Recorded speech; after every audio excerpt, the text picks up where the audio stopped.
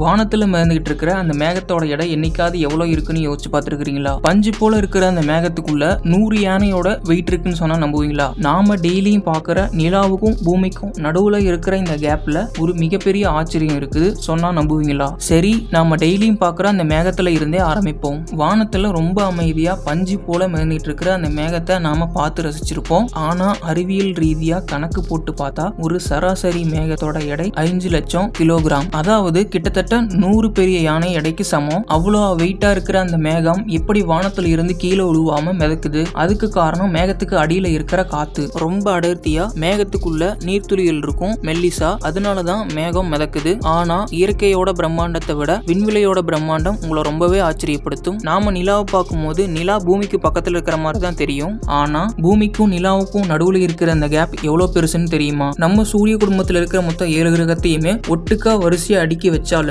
நிலாவுக்கும் பூமிக்கும் நடுவுல இருக்கிற கேப் கச்சிதமா பொருந்தும். அது மட்டும் இல்ல, இன்னும் 4000 கிலோமீட்டர் கேப்பும் இருக்கும். நாம படத்துல பாக்குறப்ப கிரகங்கள் எல்லாமே பக்கத்துல இருக்கிற மாதிரி இருக்கும். ஆனா உண்மையாலுமே விண்வெளியில மிக பிரம்மாண்டமா இருக்கும் கிரகங்கள் எல்லாத்துக்கும் நடுவுல இருக்கிற கேப். சரி, நாம தினமும் சாப்பிடுற ஒரு பழத்தோட ரகசியத்தை பார்ப்போம். வாழைப்பழம் நம்ம உடம்புக்கு ரொம்ப நல்லதுன்னு நமக்கு தெரியும். ஆனா வாழைப்பழத்துல இயற்கையாவே ரேடியேஷன், அதாவது கதிர்வீச்சு இருக்குன்னு சொன்னா உங்களுக்கு ஆச்சரியமா இருக்கும். வாழைப்பழத்துல பொட்டாசியம் சத்து இருக்கு. 40 அளவுக்கு பொட்டாசியம் சத்து இருக்கிறதுனால அதனால நம்ம வாழைப்பழம் சாப்பிடும்போது நம்ம உடம்புக்குள்ள ரொம்பவே சிறிய அளவுல கதிர்வீச்சை எடுத்துக்கிறோம். ஆனா பயப்பட தேவையில்லை. ரேடியேஷன் பாதிப்பால ஒருத்தர் உயிரிழக்கணும்னா ஒரே நேரத்திலேயே 1 கோடி வாழைப்பழம் சாப்பிட்டா மட்டும்தான் ரேடியேஷன் பாதிக்கும். அதனால நீங்க தாராளமா வாழைப்பழம் சாப்பிடலாம், எந்த பிரச்சனையும் இல்ல. பூமியிலேயே மிக ஆழமான மர்மங்கள் நிறைந்த இடம் இது தெரியுமா? பசிபிக் பெருங்கடல்ல இருக்கிற மரியானா ட்ரென்ச் தான் அது. இதோட ஆழம் மட்டும் கிட்டத்தட்ட 11,000 கிலோமீட்டர் இருக்கும். அதாவது உலகத்திலே மிக உயரமான எவரெஸ்ட் மலையவே மரியானா ட்ரென்ச்குள்ள வச்சா